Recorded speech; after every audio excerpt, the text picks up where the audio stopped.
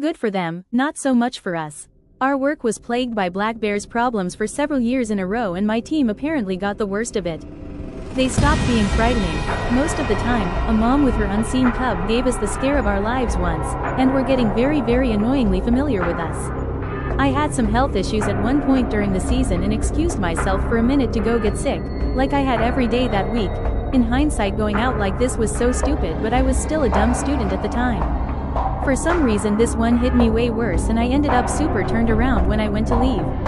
I walked for a bit and realized I had entered a different stand entirely. My coworkers couldn't hear me even yelling at the top of my lungs. I eventually figured out which direction I was going because it was still very early morning and I could see where the sun was rising. I knew if I walked in a certain direction I could get to the road and just double back to my coworkers a lot easier than stumbling blindly through the woods. Once I recognized the stand where I was, I started heading for the entrance. We called this particular transect the park, because the understory was so clear you could see almost all the way across from it. As I got towards the place we normally entered in, I saw a bear slowly lumbering by in front of me, focused on something else. I needed to get past it, so I started shouting at it like I normally did. It hesitated a few times but eventually ran off and I went past. Just around the corner where we normally parked was an open-body Jeep with all windows down and some weird camping platform on top.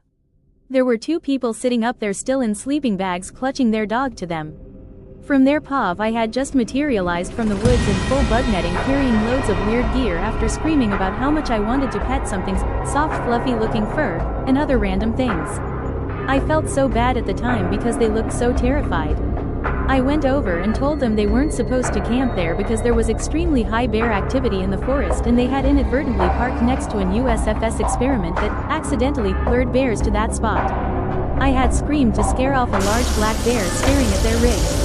They were camping, hiking influencers and had their Instagram page listed on the back of their Jeep and their dog's name was their license plate. They numbly told me they were gonna pack up and leave right there and then. I made it back to my crew. They didn't even realize I was missing at that point. And when we wrapped up and drove by about 20 minutes later they were gone. I always wondered how big of an impression I left on them. After that incident we finally got our org to stop sea-heaving out and buy us some radios, which were much appreciated when we started running into suspicious encampments off of some of the skid roads.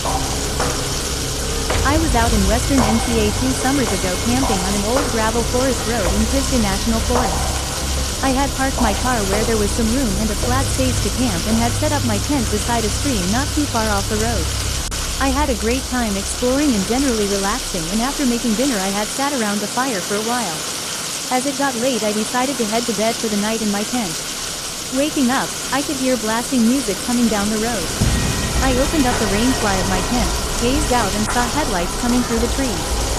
Note: it isn't too rare to see kids driving up and down the back roads up there, so I wasn't too worried, but I am always a little bit on guard.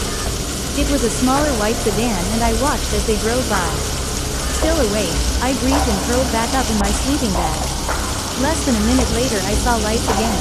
The music was off and the car was backing up directly beside my campsite. For some reason I started to move. I grabbed the revolver that I usually keep in its holster under my pillow, crossed the creek, and quickly climbed 50 or so feet up the hill in the dark. Crouching, I heard the sound of car doors opening and slamming and I watched as three guys moved in and out of headlights. They talked and then checked out my car and tent. I held my breath, thinking how relieved I was to have brought the revolver, but I was still scared as shit. They didn't mess with any of my gear and left after a minute, but I waited a while and then automatically got out of there.